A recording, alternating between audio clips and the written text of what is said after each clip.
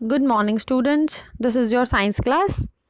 हमने last time क्या पढ़ा था? रूमिनेंट्स के बारे में पढ़ा था कि उनमें एनिमल्स में डाइजेशन कैसे हो रहा था। ठीक है। अब हम लोगों ने लास्ट में ये देखा था कि कुछ ऑर्गेनिज्म ऐसे होते हैं जिनके अंदर माउथ भी नहीं होता और उनके अंदर डाइजेस्टिव सिस्टम भी नहीं होता। फिर वो डाइजेस्ट करते कैसे हैं फूड को और वो खाते कैसे हैं। ठीक है, तो हमारा नेक्स्ट टॉपिक है आज feeding and digestion in amoeba. Amoeba आपने देखा होगा, ये देखो, ये इस तरह से होता है, ये होता है अमीबा। ये एक तरह का ऑर्गेनिज्म है, ये एक ऑर्गेनिज्म है। आपने पढ़ा था ना पिछले चैप्टर में, आपने 1 में पढ़ा था सेल के बारे में। हमने पढ़ा था कि सेल सबसे छोटी यूनिट होती है, टाइनी यूनिट होती है। हमारी बॉडी सेल से मिलके बनी है, टाइनी यूनिट से मिलके बनी है। और हमारी बॉडी के अंदर मिलियंस ऑफ मिलियन सेल्स होते हैं, बहुत बहुत ज़्यादा सेल्स होते हैं। पर ये जो अमीबा है ना, ये सिर्फ एक सेल से मिलके बना है, वन सेल। वन सेल समझ सकते हो आप कितना कितना कितना छोटा होगा। इसे हम नेक्ड आई से नहीं देख सकते, ये माइक्रोस्कोपिक सिंगल सेल ऑर्गेनिज्म है। देखो, amoeba is a microscopic single cell organism found in pond water. Pond water में मिलता है। माइक्रोस्कोपिक का क्या मतलब है कि ये इतना छोटा है, हम इसे नॉर्मल आई से देख ही नहीं सकते, नेक्ड आई से। हमें माइक्रोस्कोप का यूज करना पड़ेगा तो हम अमीबा को देख सकते हैं। सिंगल सेल मतलब सिर्फ एक ही सेल से बना है, ये बहुत ज्यादा छोटा है। Amoeba has a cell membrane. Cell membrane आपको पता है, सेल की आउटर बाउंड्री जो होती है वो सेल मेम्ब्रेन होती है। अ राउंड डेंस न्यूक्लियस, जो सेल के अंदर प्रेजेंट होता है राउंड शेप का, वो क्या होता था? न्यूक्लियस होता है।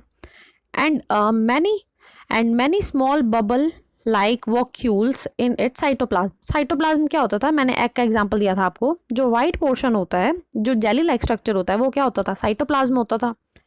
अब वो कह रहा है कि अमीबा के साइटोप्लाज्म के अंदर कुछ वोक्यूल्स प्रेजेंट होते हैं। वोक्यूल्स क्या होता है?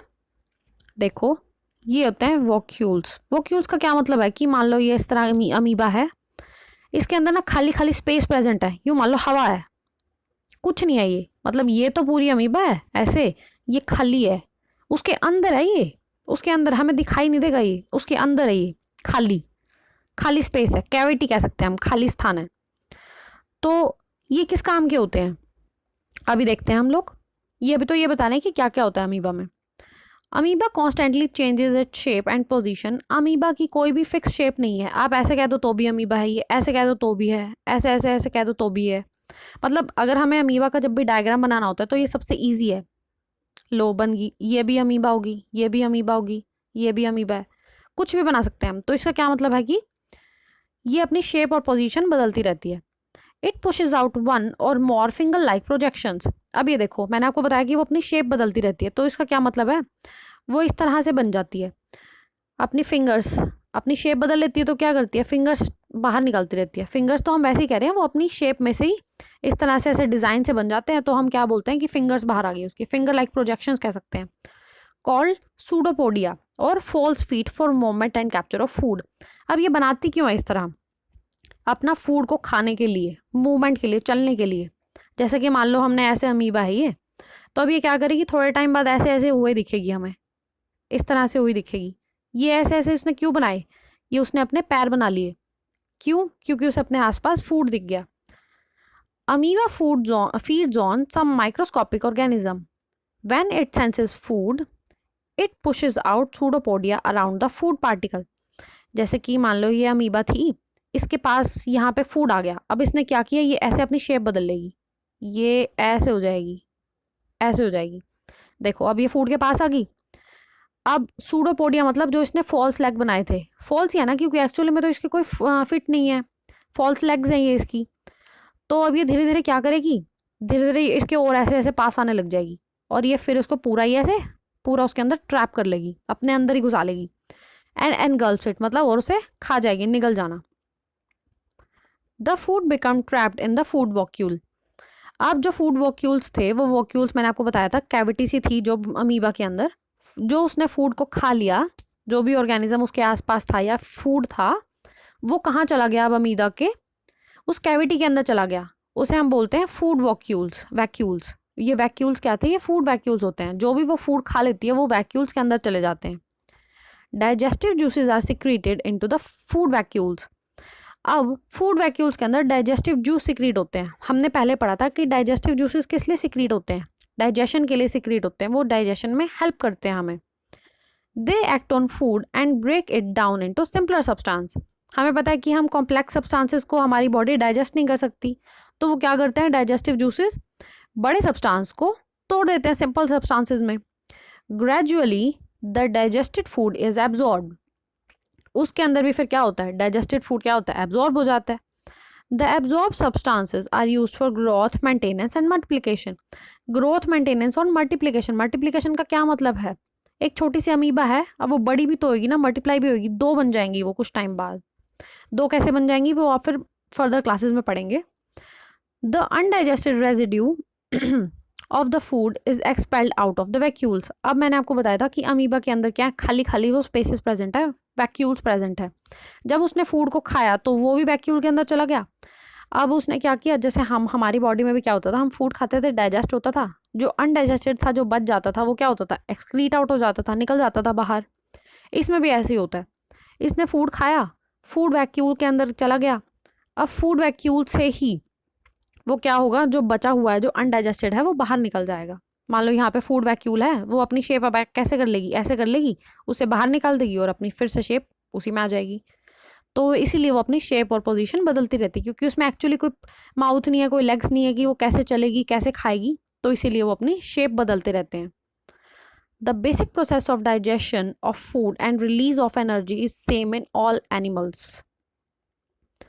फूड को खाना और एनर्जी बनाना ये हर एनिमल्स में सेम ही होती है। जैसे अभी हमने पिछले चैप्टर में र्यूमिनेंट्स के बारे में पढ़ा था, वो भी अपना खाना खा रहे थे, डाइजेस्ट कर रहे थे, एब्जॉर्ब कर रहे थे और रिलीज कर रहे थे, और उन्हें फिर क्या मिल रही थी, एनर्जी मिल रही थी।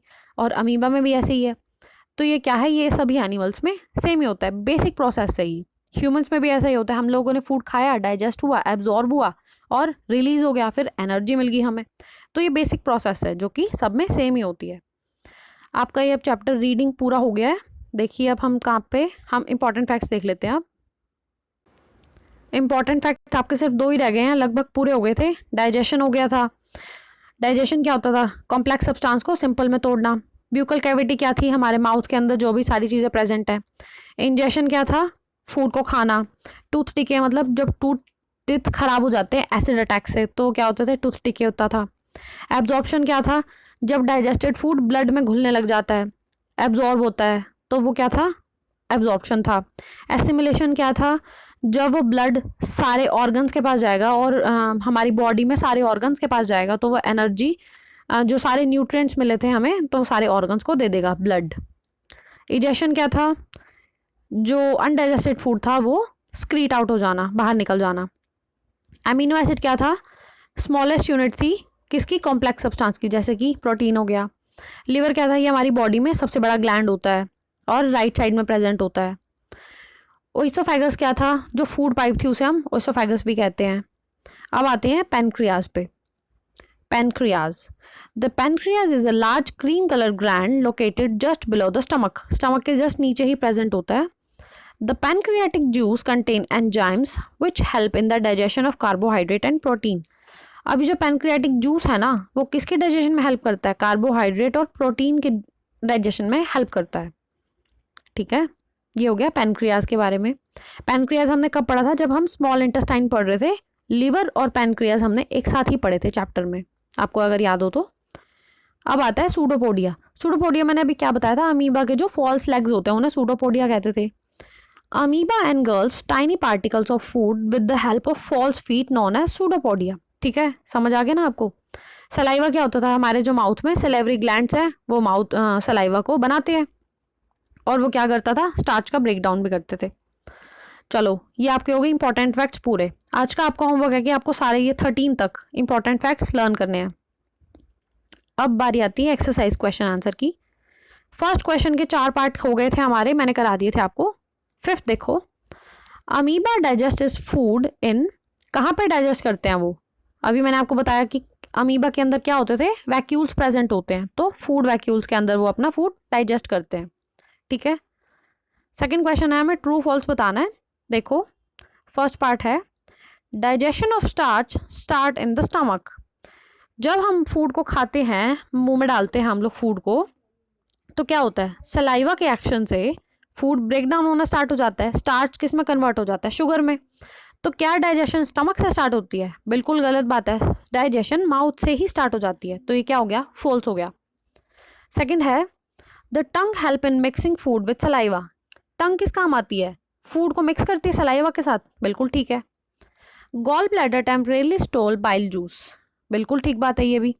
लिवर ने बाइल जूस बनाया था और वो कहाँ जाके स्टोर हो गया था? गॉल ब्लैडर में, थोड़ी देर के लिए, टेम्परेरीली। ठीक है, बिल्कुल ठीक है ये भी। The ruminant bring back swallowed grass into their mouth and chew for some time। जो ruminants हैं वो पहले तो निगल जाते हैं अपना फूड, उसके बाद थोड़ी देर बाद वो उनके माउथ में वापस आ जाता है और वो उसे चबाते रहते हैं। क्या ये ठीक है? बिल्कुल ठीक है, ये भी ट्रू होगा।